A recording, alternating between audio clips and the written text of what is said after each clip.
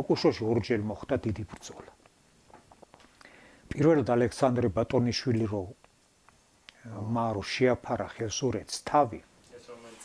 ეს იყო 1813 მე მგონი 1813 წელი 1800 შეაფარა შატილს თავი ერთი ზამთარი გაატარა და ამ რუსეთის იმპერიამ გადაწყვიტა მისი თავიდან მოცილება რა და გამოაგზავნა 4 გენერალი.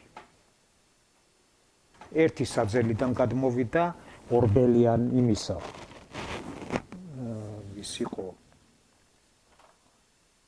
ჩოპიკაშვილი, ყაზბეგი, ასეული იქიდან და ერთი ორბელიანი იყო გენერალი ყაფლანიშვილი.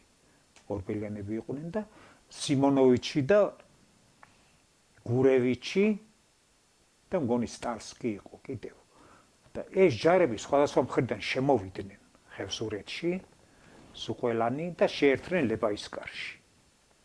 წავიდნენ გურო გადაწვეს, ჩავიდნენ შატილში, ეს შატილიც გადაწვეს იქ აქეთ და აქეთ ჯერ არაფერი.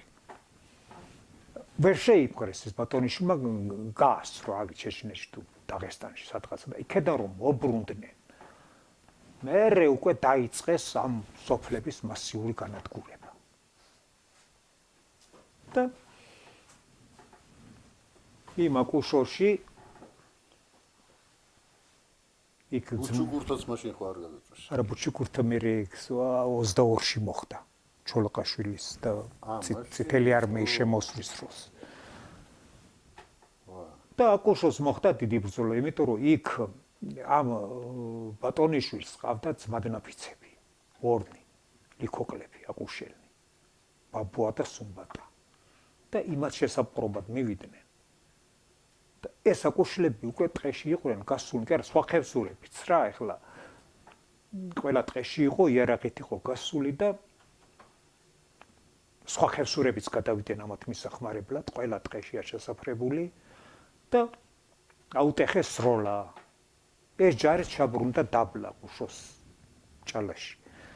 იქ მოხდა დიდი ბრძოლა რა, მე ბევრი ხევსურები დახოცეს და ისტორიული წყაროები, ახალი ისტორია დავით ბაგრატიონისა. მოასწრეს წყალწყულში ხევსურთა იძლივნეს რუსნი და მოჰკლეს მონ რამდენიღაცა არ ვიცი, რამდენიღაცა ასეული კაცი. აი ეგ იყო რა, ერთი ეგ ბრძოლა იყო, მეორე ბრძოლა იყო აი ჩოლოყაშვილის დროს ამბოხება რომ მოხდა აჯანყება ხევსურეთში, მაშინ იყო კიდე დიდი ბრძოლა ყუშოში.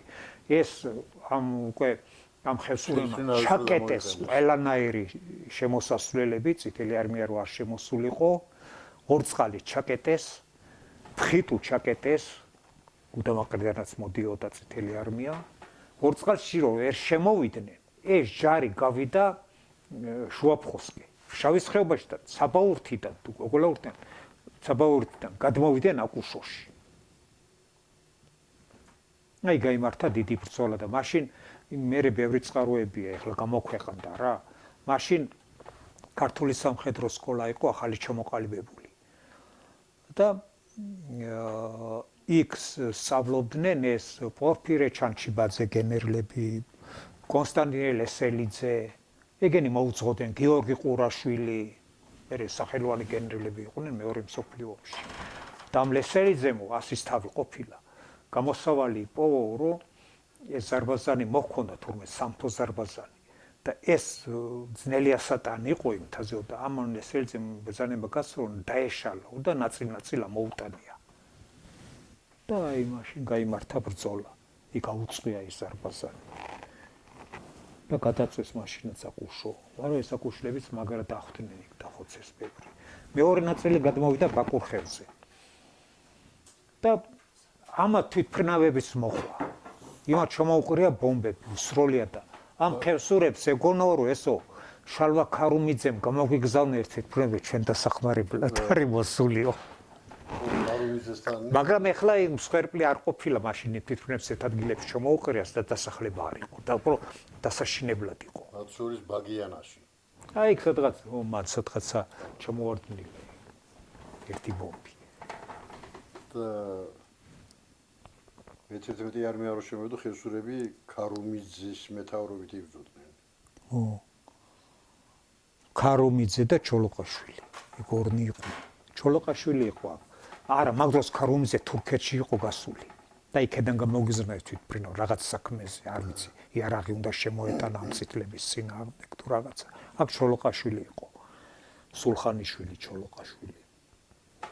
და აი მაშინ უკენახოში გადმოვიდნენ, დაიპყრეს უკანახო და იქიდან შემოსულები აკურსთან ჩამოვიდნენ ბარისახოში, უკენახოშიც გამართეს შტაბი, ბარისახოშიც და აბიკა ამიყვებოდა, რომ სპილენძის მავთული გაჭიმესო უკენახოდან ბარისახომდეო და კავშირი დაამყარეს რა ერთმანეთთან.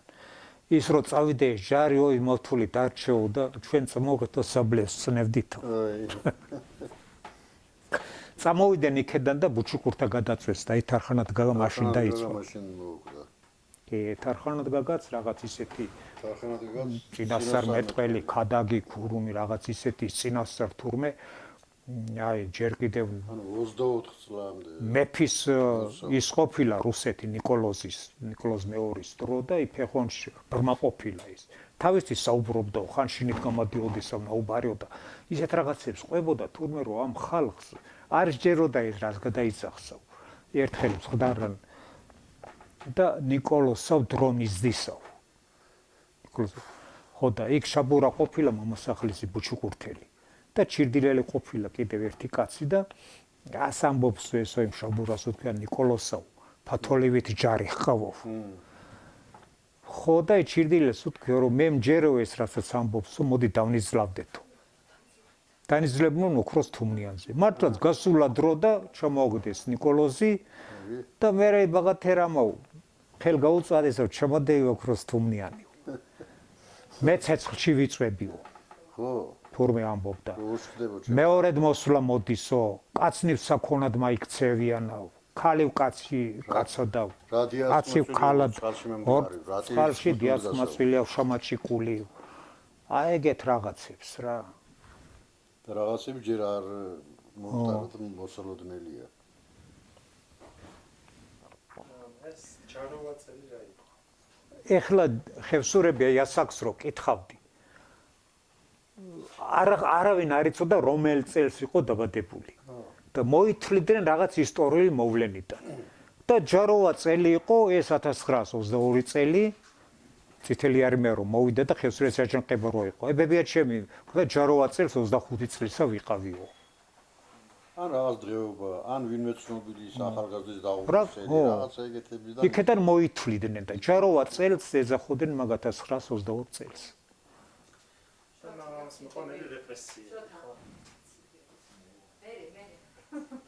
რეპრესიები მაშინ არ მოყოლია ჯერ. მერე ბერია მოვიდა, შემოირიგა ეს ხევსურები. გზის გაყვანა დაიწყო. ბარისახოში საავადმყოფო ააშენა, პოსტა, მაღაზია, საბჭო, რაღაც დასასვენებელი სახლი ააშენა. სასტუმროს ეძახოდნენ ის. ხო. ლოტიკაშვილი კი, ეგ. ხო და როგორც ჩანს, ცოტა მოაბრიყო ეს ხევსურები. ეს ხევსურები მაინც ვერ ენდობოდნენ და თავარადებულებს ეძახდნენ, ზოგი ყაჩაღად გავიდა. ხო, კი არ ყაჩაღობდნენ, მაგრამ ემალებოდნენ ხელისუფლებას. ყაჩაღს ეძახოდნენ. ხო, რა, თავარადებულს. რა ქვია, სკოლა-ინტერნატი როდის ამოქმედა? მამაჩემი 30-იან წლებში აშენდა ეგაც, აი ძველი რო დაანგრიეს. აი შენობა, მერე მეორე შენობა. ის რო დაანგრიეს როგორ მეწყინა. ხო, აი მაშინა შენებულია.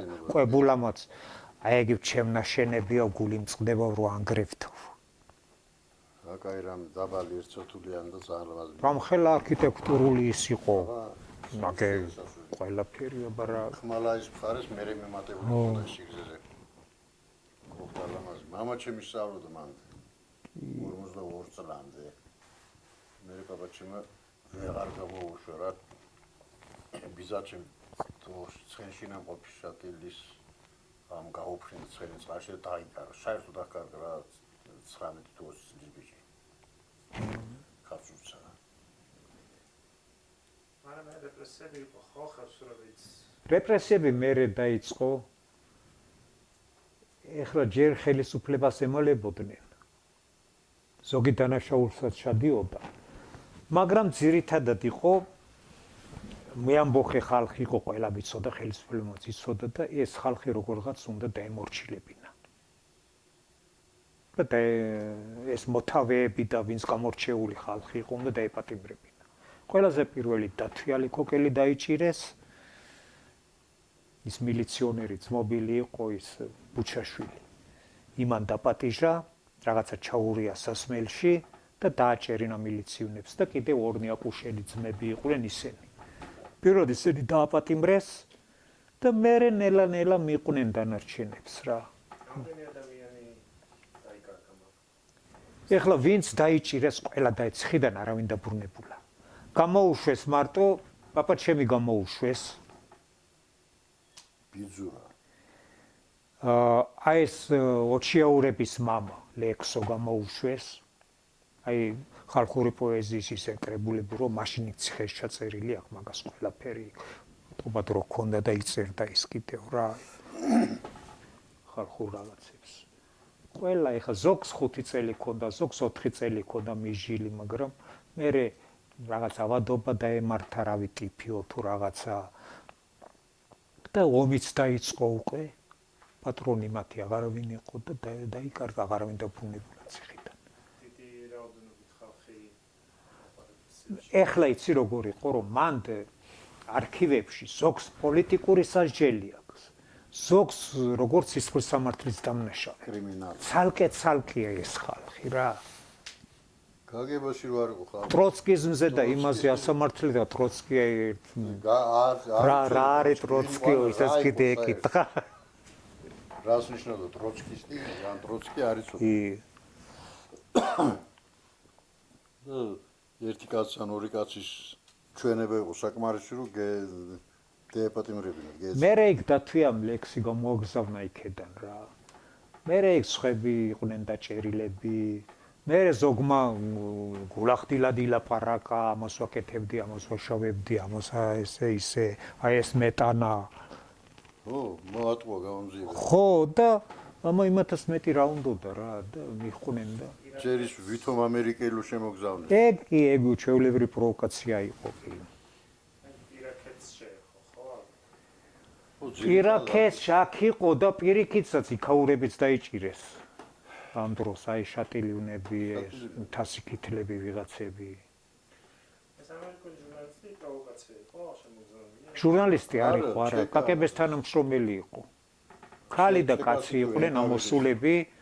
იქ ლიკოგში ავიდნენ, ჯერ აქ იყვნენ იმ დასასვენების სახლში, ბერიას სახლში, თხილამურები დადიოდნენ. მერე დღეობა ტარდებოდა ლიკოგში. იქ ავიდნენ და დაუწყეს ისე საუბარი გამოესაუბრა ხელისუფლებაზე რაღაცებს ერთი კარწაუთელი კაცი ყოფილა და იმას ნაცარი შეაყარო სახეში იმასო თომ ამერიკელს და გაუბრაზდნენ ეს ხელისუფლები რასაკეთებო გამოაგდესო იქიდან ხო და მერე დაიბარა ესენი იარაღს დაგირიგებთო ხელისუფლება იარაღი უყვარდა ჩავიდნენ თომ იარაღის მისაღებად